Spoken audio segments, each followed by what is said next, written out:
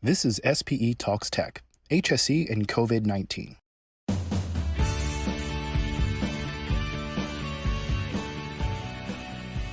On April 7th, 2020, SPE went live for the first time on LinkedIn with a panel discussing the impact of the global pandemic on upstream oil and gas.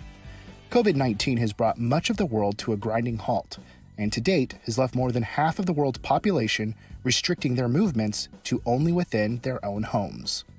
Our panel met an engaged audience with highly informed expertise that we hope helps our listeners navigate the COVID-19 and oil crisis. So with that introduction, let's hand it over to SPE Technical Director of HSE and Sustainability, Johana Dunlop. This is a first. It's the first SPE livecast, and I'm proud that the Health, Safety, Environment and Sustainability discipline is the first discipline that's participating in this new approach to engaging with our members and engaging beyond the SPE. We've got 7 technical disciplines in the SPE, and I think we're the only professional association that welcomes health, safety, environment and sustainability professionals along with drilling completions and more core technical disciplines. And we've got some of the finest HSES professionals in the industry are members of the SPE. And it's a comfort to me to know that many of you are listening in and really delighted to be with you here today. Exciting because it's a first live cast. At the same time, it's extremely sober. We're in the middle of a huge crisis. We've been in crisis mode in the industry since the middle of January because of the international nature of the industry. Sometimes we're ahead of the curve, and we were ahead of the curve in many countries. And our speakers today are going to share some insight to what their companies have been doing to manage this crisis, protect their people, and also to protect their operations. So welcome everybody. We're in for about 40 minutes of listening to our wonderful panelists and having some Q&A. So don't forget to send in your questions. We look forward to lots of interaction with you. So I'd like to introduce you to your 4 panelists today. We start with Francesca Viviani, who's the Director of Public Health for International SOS. Francesca is also serving on the IOGP and IPICA Joint Health Committee. Always delighted to have you, Francesca, with us at SPE. We always enjoy your presentations. Francesca has been working in crisis management for over 15 years and is directing the public health programming for international SOS, interfacing with our industry, supporting the oil and gas industry, but also many other industries. She's also worked with NGOs and UN agencies, so incredible perspectives that she's able to bring to us. After Francesca, we're going to hear from Dr. Frederick Jervell from Equinor. Hi, Frederick, good to see you. Frederick's a specialist in occupational medicine. He's the leading advisor for medical services, also on the Joint Health Committee of IOGP and IPICA, and has been on the front line basically since the middle of January, managing the COVID crisis for Equinor and also supporting the industry through the Joint Health Committee. We're then going to hear from Mark Scanlon, who is leading the HSE practice. Hi, Mark, at the Energy Institute, working collaboratively with a lot of international stakeholders, leading up team project managers, supporting our industry, but also supporting renewables and hydrogen, carbon capture as well. So quite a range of perspectives there. Looking forward to hearing from you, Mark, and the work that you've been doing under very stressful circumstances on creating COVID-specific bow ties. And then hear from Riam Johnson. Riam is hi Riam, good to see you. Riam is the Chief HSE Officer for NOV, a service company. She started at their Next Generation program and very quickly established herself, moved over into corporate engineering and worked on their Tier 4 emissions management program and started creating NOV Ventures. She moved over to R&D, built the flagship technical center, was then named as VP of R&D, Technical Centre for NOV. And then in 2019 came into her HSE role. And it's always wonderful to have people come into these roles who come from operations and R&D backgrounds, because you bring in fresh eyes to us, you know, the geeks of the HSE function. And it's great to have that mix of perspectives. And I know already in your 6 months, you've made your mark and are very supportive of the function. So with no further ado, I'd like to pass the camera and the mic over to Francesca. Over to you. Thanks, Johana, and thanks SPE for organizing this live event, and welcome to you all. I think Johana say is a first for everybody. It's a first for me also to do something like this. I would like to start providing just some general context for all of us on what we are talking about. As you know, towards the end of December 2019, authorities in Wuhan, in Hubei province, announced a cluster of cases of pneumonia associated with a wholesale market. The virus was subsequently identified as a new virus, never circulated in human people before, and the virus was called SARS-CoV-2. The disease associated with this virus is called COVID-19. On the 30th of January 2020, the WHO declared the spread and the outbreak of COVID-19 a public health emergency of international concern. This is a part of international regulations for improving health of everybody. At the time of the declaration, there were less than 8,000 cases confirmed worldwide and 19 countries. As Michael was reminding us at the beginning, we are now around almost 1,400,000, and 184 countries are affected. This in less than 4 months. What did the oil and gas sector did? Well, the oil and gas sector, as Johana was mentioning, reacted extremely promptly. They started to organize themselves even before the public health emergency was declared. And for international assessment, we entered immediately, we activated our business continuity plan. So why the sector reacted so promptly and differently from others? Well, I think that the main priority for the sector is and will remain the health and safety and well-being of employees, their families, as well as the community where the sector operates. This is really important because this has created some structure and places that the sector can use. Firstly, the sector has measures in place for the control of infectious disease transmission, especially inside the fence, being this platform or onshore location. What happened with the COVID-19 was that these measures were constantly updated by the company to reflect the daily knowledge we gain on this COVID-19.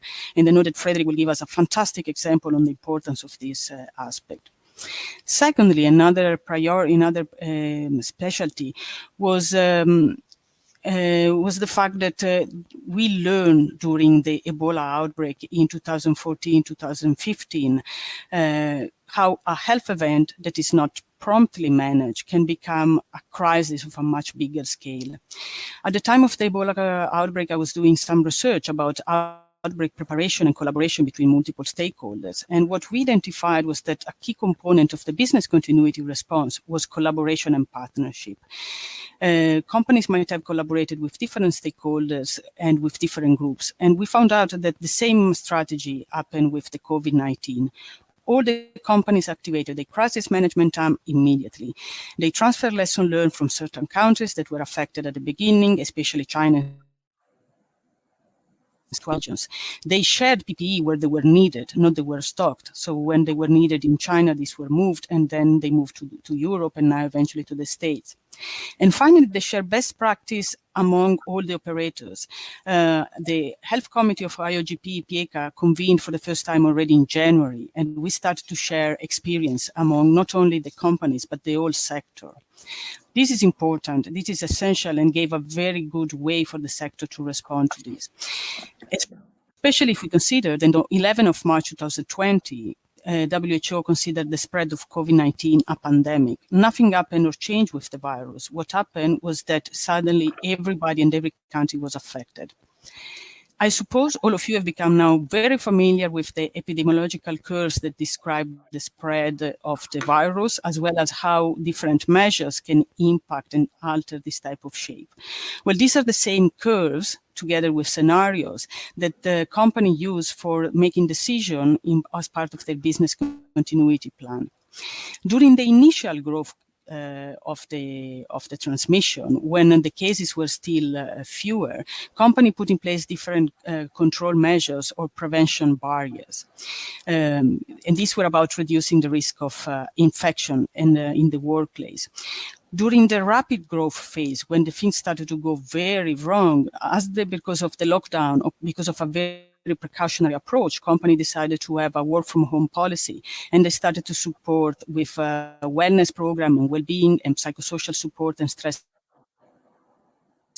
Let's remind that also most companies remained operational and are still operational, so we still have people working on oil field.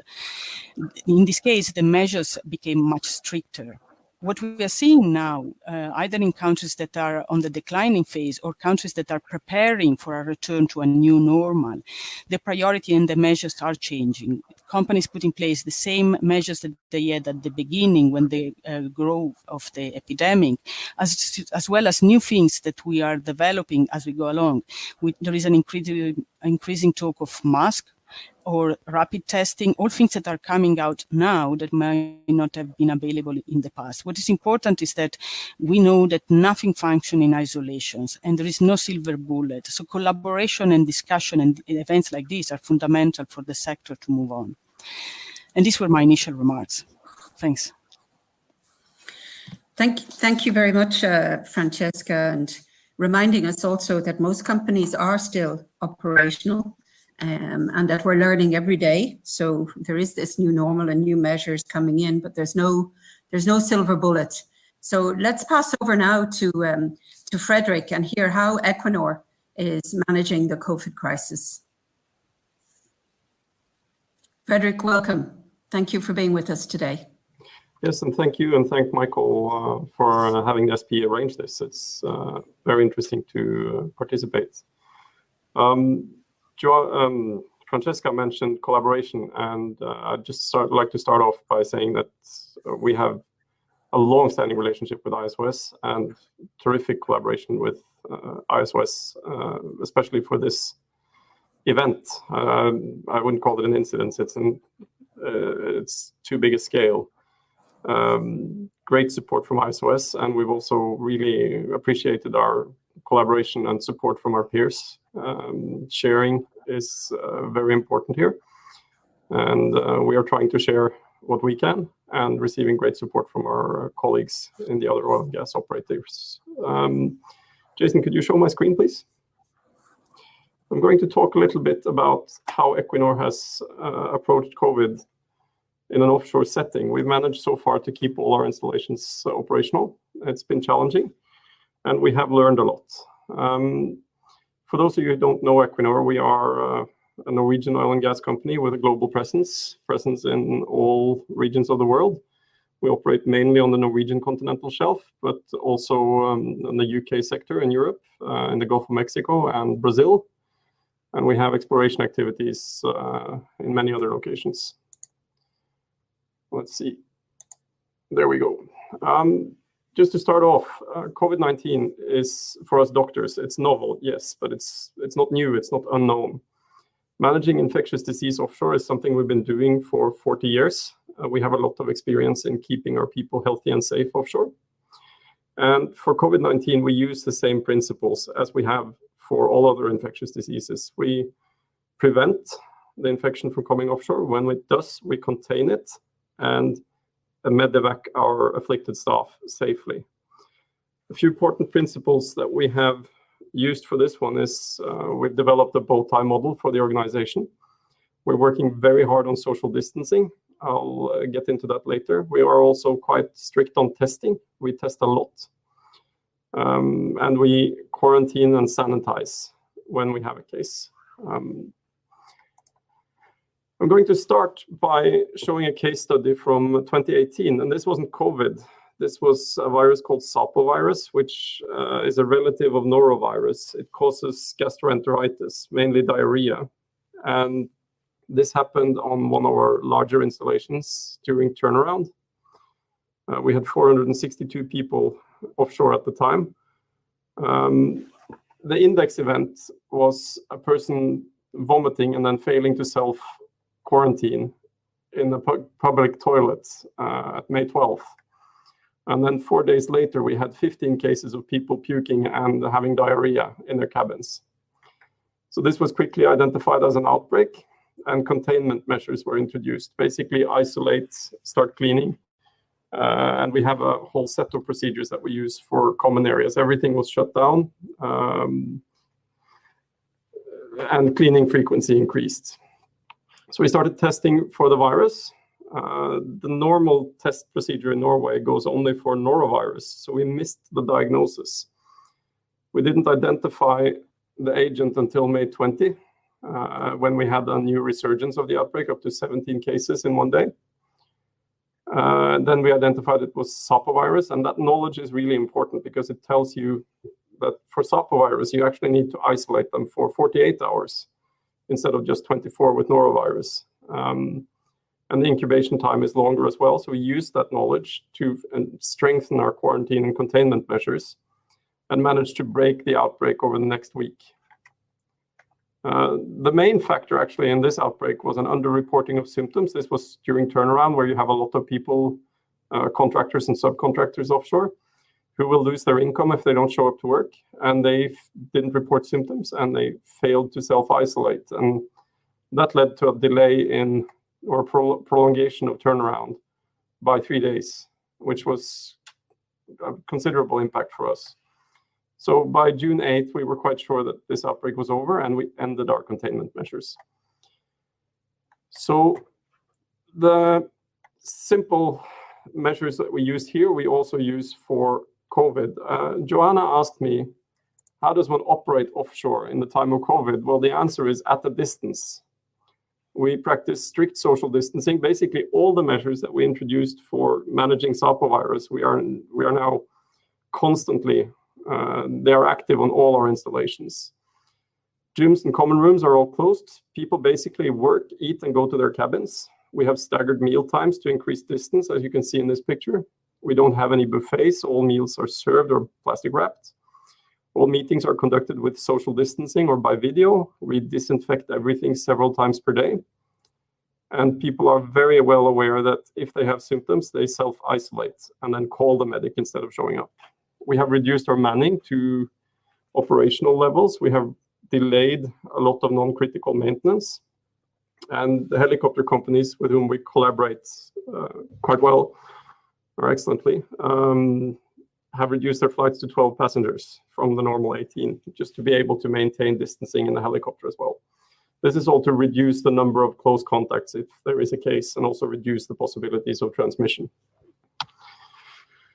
So if we have a case offshore, we divide it into high probability, medium probability, or low probability. For the high probability, we isolate, we test, we quarantine all close contacts. For the medium probabilities, we isolate and test, but we ask the close contacts to self-monitor. And for the low probabilities, the common colds, simple allergies, that we isolate them until they're well plus 1 day. We don't test them, but we do contact tracing in case the situation develops. So far on the Norwegian continental shelf, we have tested 19 people. It was, I forgot to update this slide. We have had only 1 case positive. And the prevalence in Norway, fortunately, is quite low.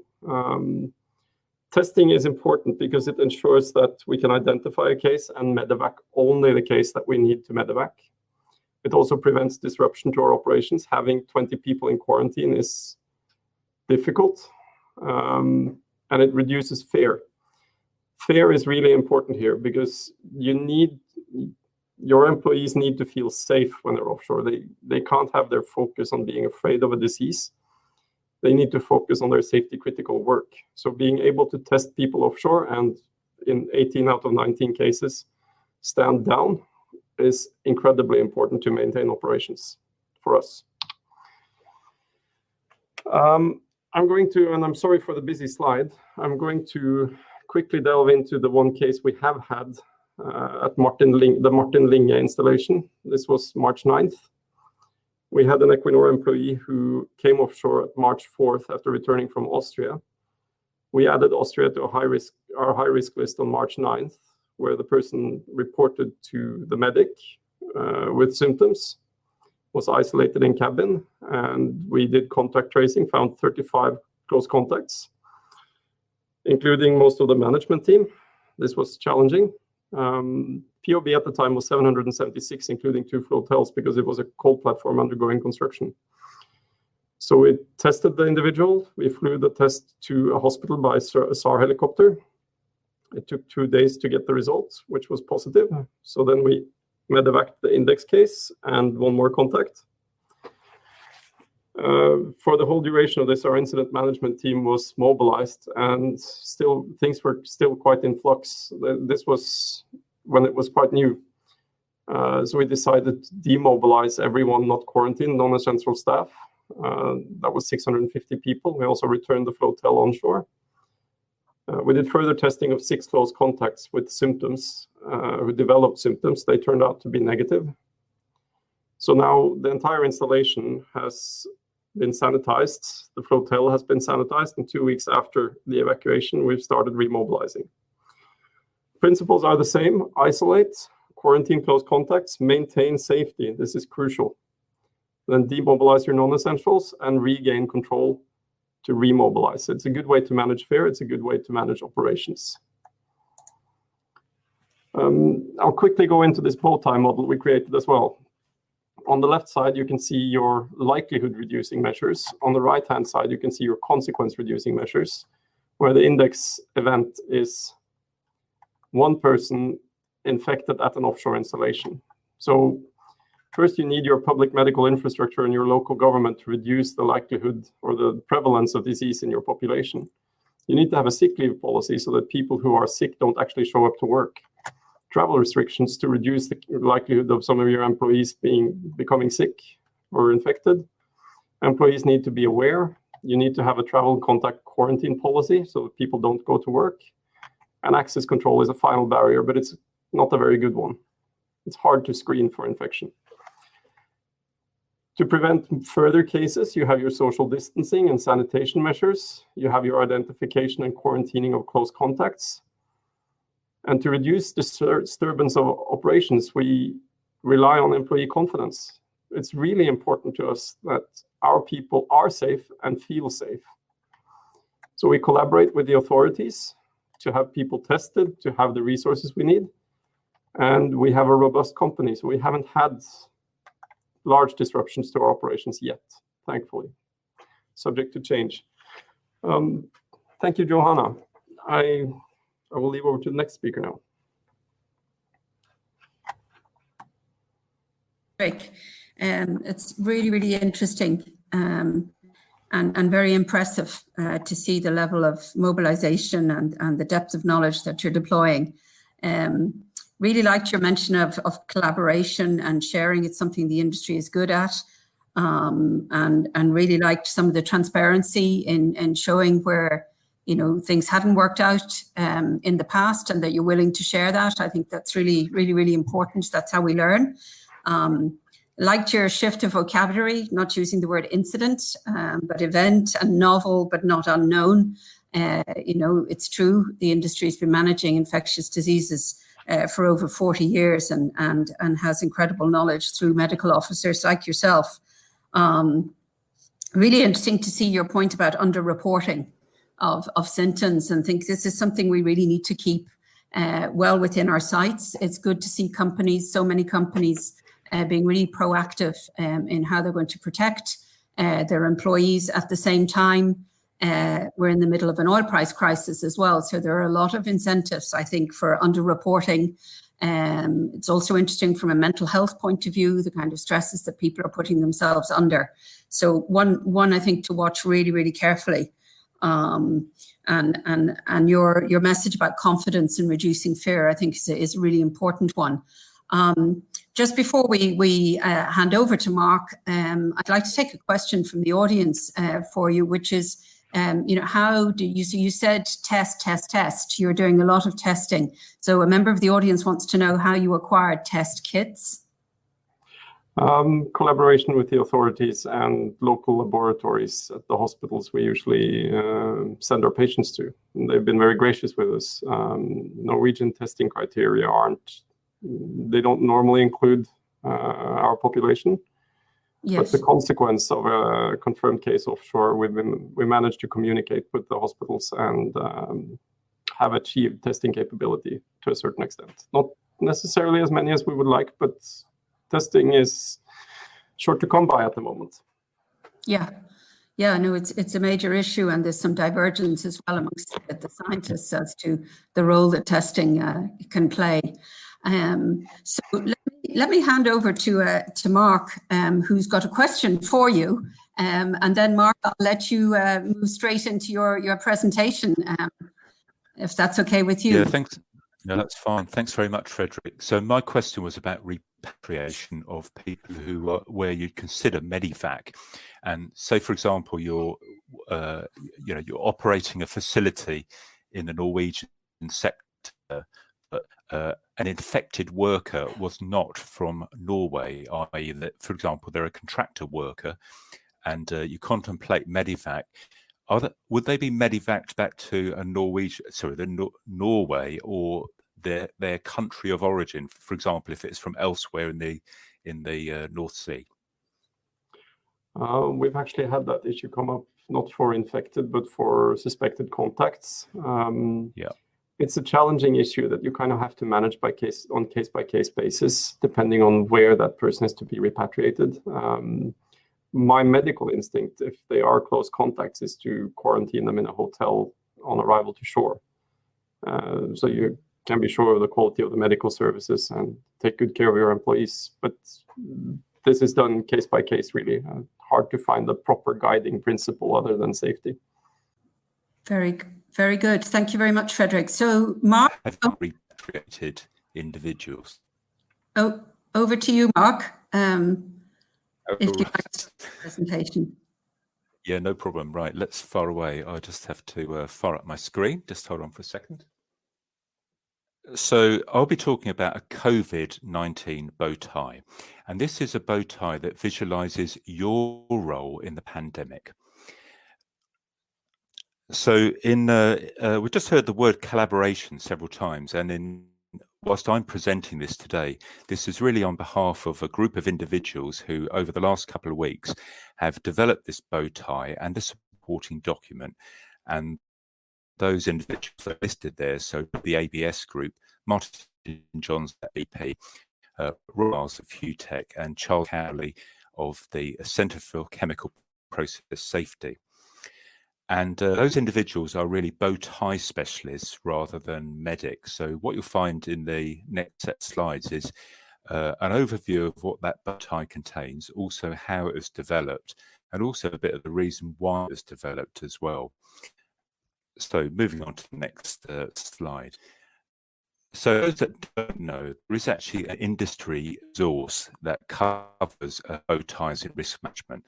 So that was published a couple of years ago by the Centre for Chemical Process Safety and the Energy Institute, published in September 2018. It was all VGL, and also with the support of CGE Risk as well. But that work was done collaboratively under the direction of around 20 risk specialists from those in the USA through to Europe, as far away as India as well. The particular benefit of this piece of work is that it is an industry good practice consensus guide. It clarifies bow tie terminology, gives you guidance on how to lay them out, illustrates practical uses, covers lots of do's and don'ts, hint tips. It also introduces a concept of multiple and also human factors or behavior bow ties. And in a way, why that was developed was to try and consolidate industry knowledge, which hitherto had probably been associated with particular software products and particular organizations that have expertise in developing bow ties. And of course, some companies had used them extensively in their risk management processes. So as well as the core team of 20 people, there was also around 30 proactive stakeholders that did in that work. This presentation, I'll keep referring to that graphic on the right-hand side, which is the place where you can freely access the bow tie developed by that group that was listed on the first slide. So there's a web address in the bottom right-hand corner, and on that web address, which is a bit like EI's page, the Energy Institute's page for its members about COVID-19, there is actually a link to a technical resource. So you have to read a blog, and then at the end of that, there is a link to the technical resource. So that web address will appear on other pages as well. So the reason why we generated this bow tie was that there were some bow ties in circulate that weren't aligned to the CCPS and EI guidance. So maybe some of the threats were in the wrong place, or some gave a false sense of security as they contained too many barriers, in inverted commas, but some of those weren't really barriers because they don't stop an accident trajectory. So commonly and hitherto, bow ties have been associated with representing prevention mitigation measures, in particular for major accidents, but they could also do things like work at height on the safety side. And there's a lot of experience in laying out those bow ties, but the guide promotes consistency. But probably until recently, there hasn't been a bow ties for things like COVID-19. So a subset of the members of that CCPS/EI project team agreed to develop a consensus bow tie. So a group decision on what that bow tie should contain, decision on how it should be laid out, and also the center bit about what the hazard and the top event are using bow tie terminology, and also what the threats are and the consequences. Okay. So there's the web address again, and there is also a link to that site from CCPS as well, from their own website. So moving on to the principles embodied in this bow tie. So the first thing is, rather oddly, there's no new advice. So what I mean by that is there's no new medical advice. Anything that's listed on the bow tie has come from either the UK government or the Centre for Disease Control. Now, if you say, well, I'm not in USA or UK, what you should do is in the context of your own government and health institutions. So think about what they're saying and whether it aligns to this bow tie. If something is different, then the reality is you need to apply your local requirements. So the odd thing in this bow tie is that the top event in the center of that diagram, that red blob, focuses on an individual. So whether it's someone at work or someone at home, or someone who might ordinarily go to work who's currently at home, or a bit like Frederick says, someone on an offshore installation, it focuses on the individual. And the top event is that individual being infected by the virus. So the common thing with bow ties and how they're laid out is on the left-hand side, you identify threats, and on the right-hand side, you identify consequences. And on those threat lines or consequence lines, you'll see this will be expanded into further detail in the subsequent slide. So where you see plus or minus, there's a way of expanding the level of detail there. But the key thing to note on that summary is that there are only 2 threat lines on the left-hand side and 3 consequences identified on the right-hand side, one of which is the death of the individual. That's the ultimate consequence of someone being infected. And the alternative is death of people that you transfer the virus to. Or there's another effect which kind of links to mental health about the effects of protracted lockdown. So we'll look at some of those elements in a bit more detail. one of the points to keep making, that I need to keep making, is look at that website, because you can access the document freely that contains far more information and explains more about how the document and the bow tie itself have been constructed. So looking at prevention barriers, so they're located on the left-hand side. So they stop the 2 threats that are listed leading to the top event. That's the person being infected by the virus. But as you'll see with this, there's actually only 2 threats, and one is about airborne transfer of the virus, and the other one's about contact with infected surfaces. And you'll see that the barriers, each barrier tries to stop the progress of that threat leading to the top event. Normally, we call that an accident trajectory. All right? And where you see those plus signs, there's additional detail that underpins those barriers, the strength of those barriers or challenges to those barriers. And we'll look at some more about that in a moment on a subsequent slide. So the left-hand side about preventing the progress of the virus, and picking on one of those barriers in particular, which is highlighted there, and just expanding it out a little bit. So the barrier is about self-isolation. I stay at home and avoid all contacts and gatherings. And if you look at the additional detail here, what you'll find is there's 2 degradation factors and 2 pathways with controls on them. They're not called barriers because they can't stop the progress of the threats to the central to the top event. Hold on. And here there are only controls listed. Sorry, excuse me, my screens are doing something. So moving on to the right-hand side of the bow tie, the barriers here stop the individual either leading to their own death, the death of other people infected by that individual, so they're the consequences on the right-hand side, or to find or the other consequence listed is a protracted lockdown. Note here again, you can break this out into further additional detail in barrier degradation pathways, and these aren't shown for the right-hand side. So on to the last slide here. That's actually a miniature view of what the whole bow tie looks like. Clearly, you need to look at the source document to actually look at that in detail and study it for yourself and zoom in on all the different areas, looking at the threats, the degradation factors and the controls ultimately leading to the consequences. So what stops the threat ultimately leading to the top event, and then onto those particular consequences listed. So a version of the bow tie was published on the 31st of March, and currently some industry feedback is being rationalized with the intent to issue a new version of that bow tie responding to that feedback in the next few days.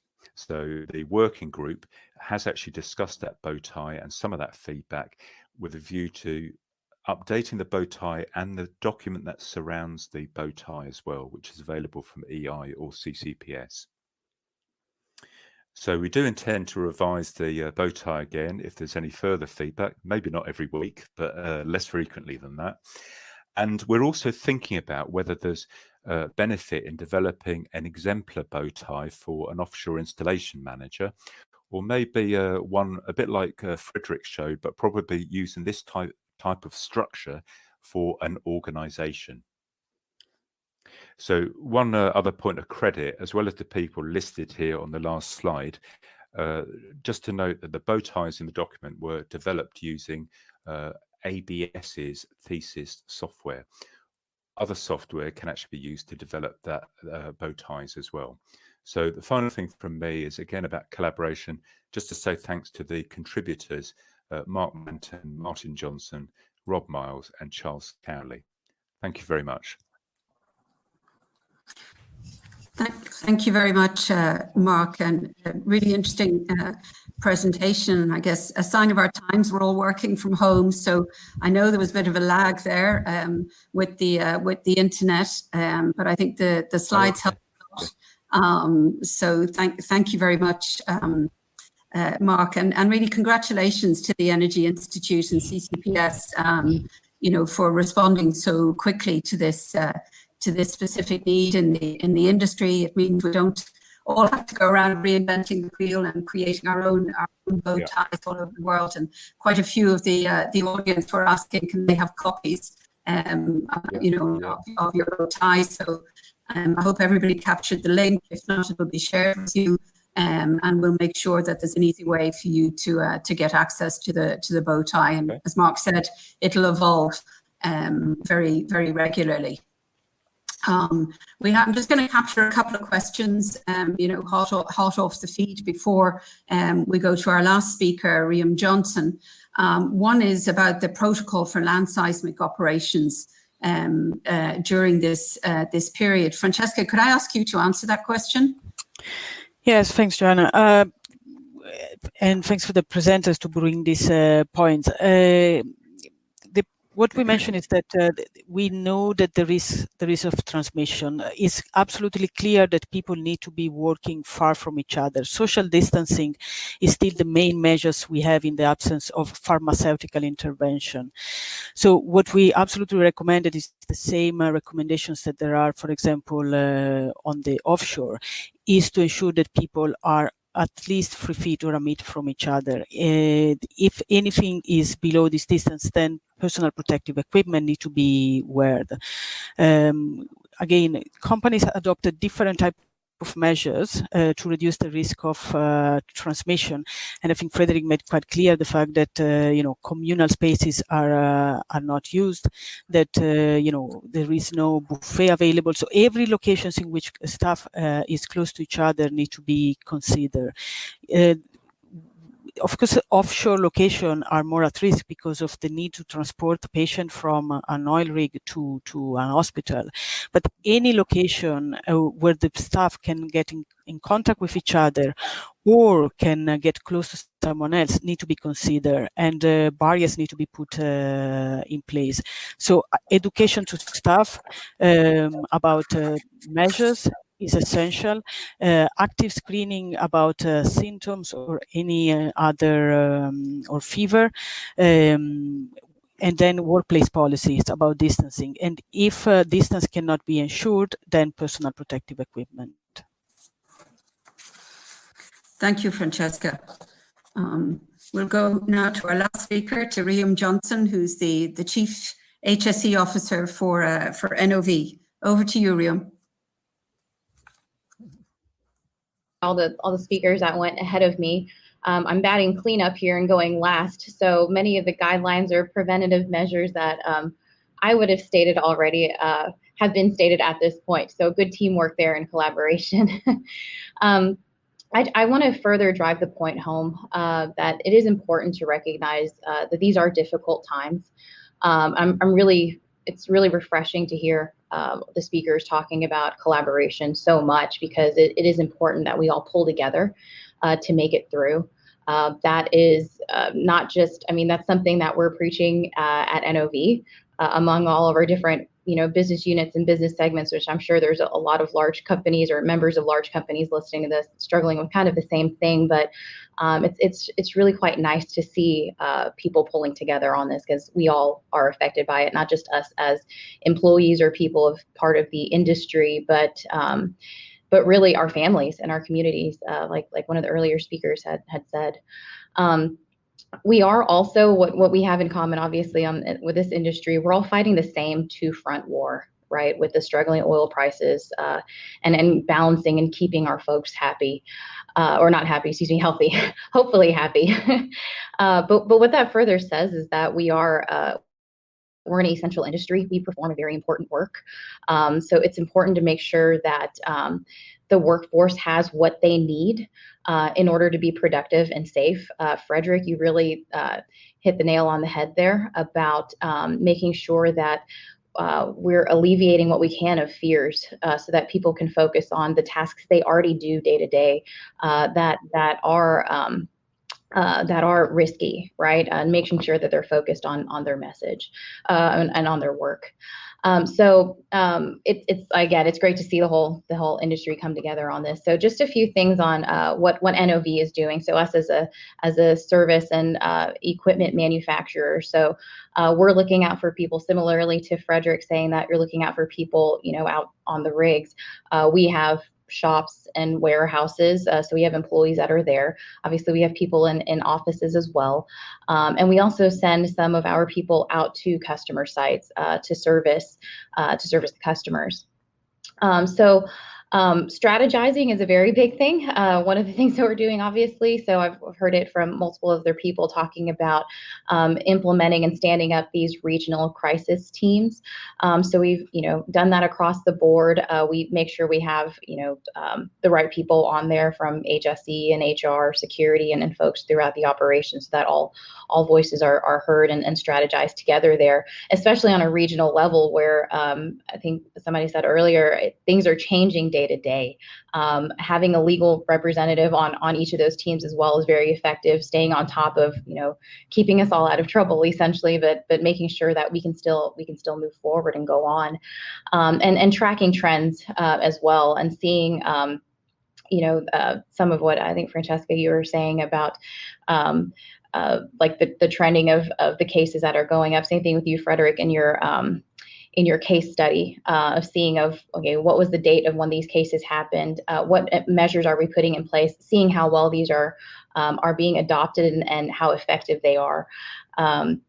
So we're doing the same thing at NOV as well, and in doing so, we're aligning our efforts, across sites, across employees that are still traveling because they need to be able to support, customers. The rigs are still operating, and we're also staying on top of customer requirements. So as customers are, protecting their sites, obviously we're protecting ours as well, as far as having visitors on site, making sure we're screening people properly, and understanding what their what their travel history is, what could they have been exposed, and that kind of thing, and making sure we have barriers are in place to where we're not allowing that inside. One of the biggest things we're doing across NOV is a huge stance on communicating across the board. We created an internal coronavirus website. It's chock full of so much information, from posters and memos and flyers, because another thing we're doing is sending out emails globally as far as on a regional level. But as we all know, that only reaches people who have email, who have computer access. So it's really a huge movement for all of us that have access to that, to make sure that same message is reached to the shop floor as well. So again, we have all this printable information. That's what we utilize in toolbox talks. Those toolbox talks are different now. They're not a big room now. They're kind of in smaller groups, so that the message is still shared and is still received, but in a safe manner. So that kind of segues into, again, same thing you were saying, Frederick, about minimizing the number of people in the same place at the same time. So implementing work from home measures. I don't know about other folks out there, but I've actually found myself to be a lot more productive working from home and keeping in contact with people, using technology to connect. We've staggered and we've implemented staggered and rotational work shifts in the shops, staggered breaks and lunches, mandatory hand washing breaks. We've limited travel to just absolutely required for customer needs. The thing that Frederick, I really took away from your measures of your case study was, I noticed that there were multiple days that went by with no cases before you even started returning back to normal. So that's a message that we're delivering as well at NOV, is continue these measures, even if you were seeing, in whatever country or region that you're in, even if you're seeing these improvements, we can't let off the gas pedal. We got to keep going and implementing these same measures. But otherwise, we're making sure we send positive messaging out to people, really, praising them for the good work that they're doing.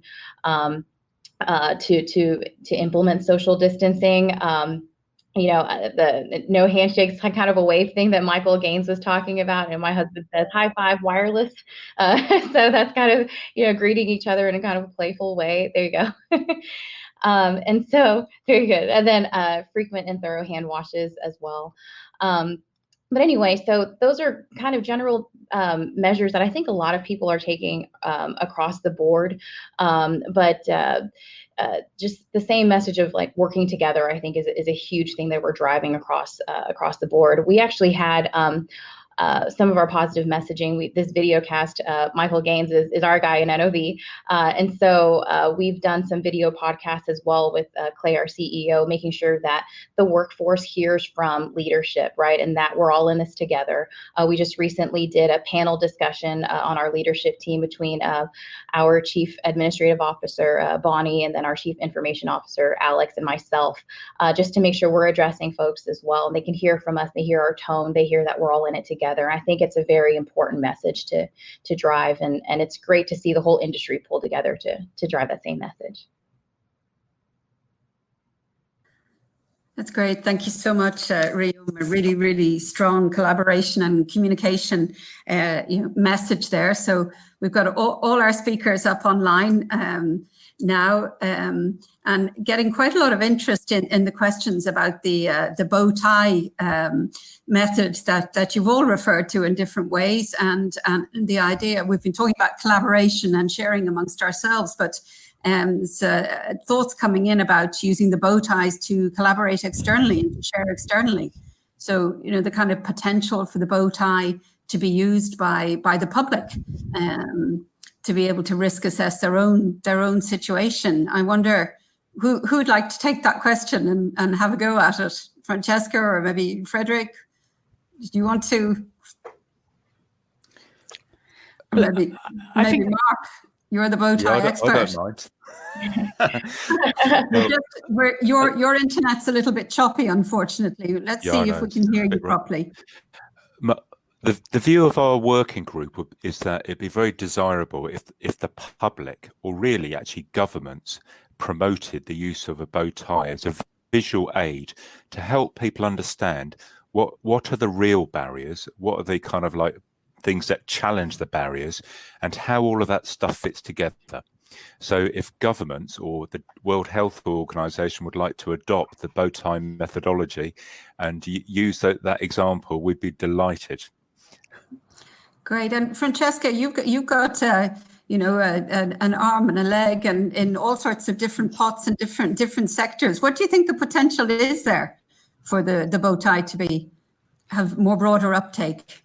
Absolutely. I think it's a great initiative. We have actually, I got the bow tie that Mark was presenting, the day that was published from one of my colleagues. Actually, we got it from one of my clients. So I think it's already circulating out there. And we know that the oil and gas sector is at the forefront on a lot of health and safety process and procedures. So for me, there are a lot of possibilities for using it more widely. And considering Mark gave us the issues that they are going to update it, we will make sure that we get to you a lot of other comments from other industries. Okay, that's fantastic. Well, so we've just to move on to a kind of medical question, and I'm going to bounce this one over to you, Frederick, which is, it's come in a couple of different forms, but it's to do with identification and contact tracing. Could you speak to that for a little bit, please? Certainly. I'd just like to start by saying that confidence, trust, and the feeling of safety among our employees is vital. It's 100% vital to managing this.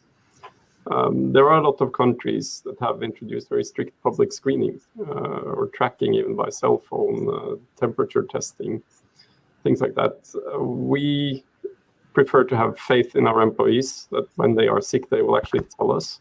So we need to have collaboration. We need to have the confidence of our employees. And that's also the principle we use for identifying cases, identifying close contacts. When someone gets sick offshore right now, on any of our installations, they are well instructed to go straight to your cabin, regardless. If you get a fever, if you feel a little bit cold, if you have a runny nose, you go to your cabin. And we trust people to do this, and they are doing it. And then to identify, is this a high probability, a medium probability, or a low probability case, we have the nurse or medic interview the patient with the doctor on the phone often.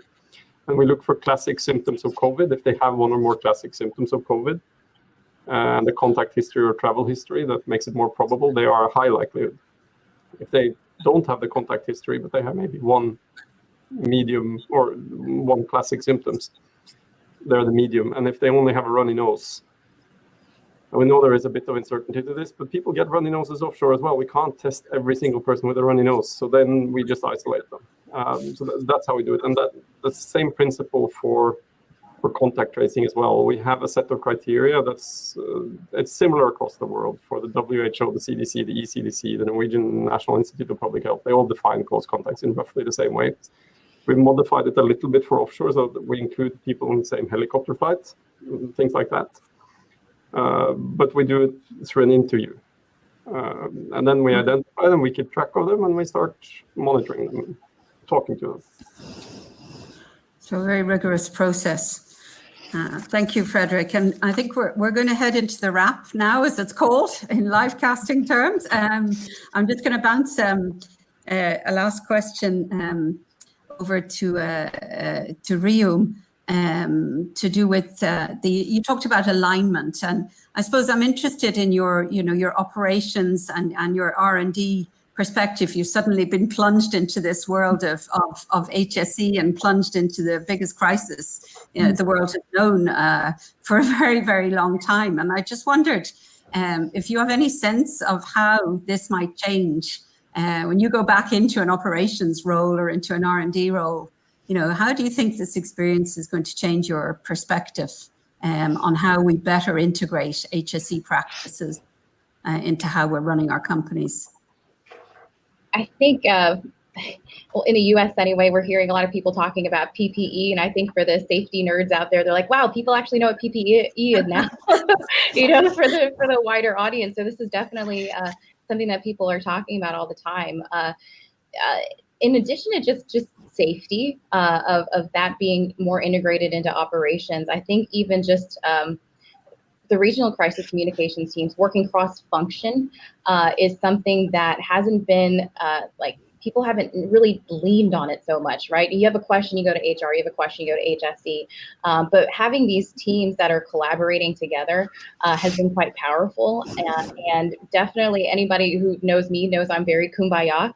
And so seeing everybody kind of coming together and playing upon each other's strengths and knowing, this is your lane, but together we'll make that decision based on all those input. It's huge. And I really do see that coming out of this, seeing the success that comes out of all of us working together that way is going to continue in that momentum moving forward.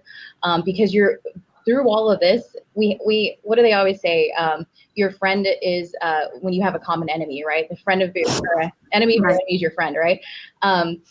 So we all have the shared enemy with COVID-19.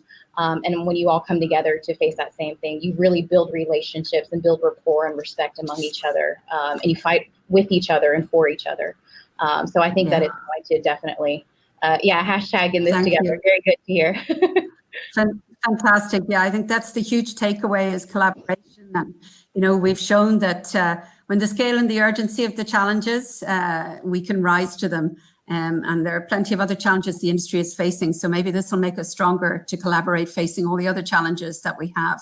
So thanks a million, everybody. Absolutely fantastic. I love this. Can I do the heart sign? Thank you, everyone, very much. And I think that we're going to be taken off camera, Muppet Show style. Thank you very much, everybody. And be in touch soon. Thank you. Take care. Bye now.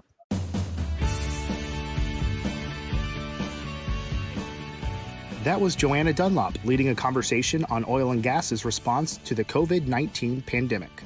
We plan to bring you more live content on SPE platforms, so make sure to follow the Society of Petroleum Engineers on social to keep up with those announcements. And to stay connected with us, use the hashtag SPE Podcast. Looking for the latest episodes? Search SPE Podcast on Apple Podcasts, Spotify, or anywhere else you listen to your podcasts. Please leave reviews. We appreciate the 5 stars and hearing your feedback. You can find us online at spe.org/podcast. Special thanks to this episode's moderator, Johana Dunlop, and for the panelists for their insights. I'm Jason Notoris, and thanks for listening.